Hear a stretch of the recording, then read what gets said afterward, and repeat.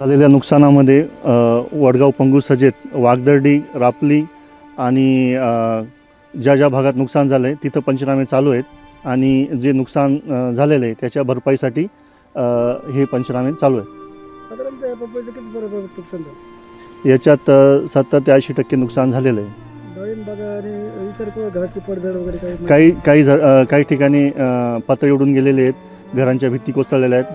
त्याचे देखील स्थळ पंचनामा करून त्याचं पंचनामे सुरू आहेत.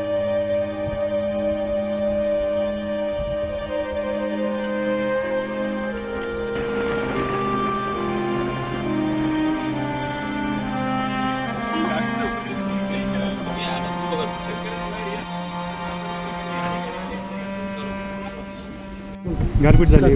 ज्ञानेश्वर अंबादास शेंडाईत, वागदर्डी, तालुका चांदवड, जिल्हा नाशिक. काल जो आमच्याकडं दक्षिण, उत्तर आणि पूर्वेच्या बाजूने जो पाऊस झाला त्याच्यात अतोनात नुकसान तर झालंच आहे. मग आता त्याच्यात आमचं जवळपास 80-90% आसपास नुकसान झालं आहे डाळिंबाचं आणि शेतकऱ्याचं पपईचं, आणि त्यामुळं शेतकऱ्यांना काहीतरी दिलासा हा दिला पाहिजे.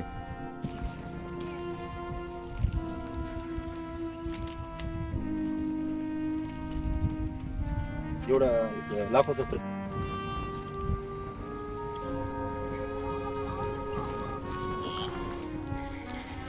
इकडं बघा तुम्ही घ्या.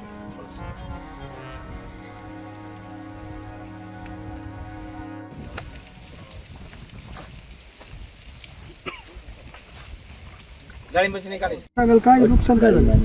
नुकसान पपई, डाळिंब, टमाटो आणि गारपीट झाली.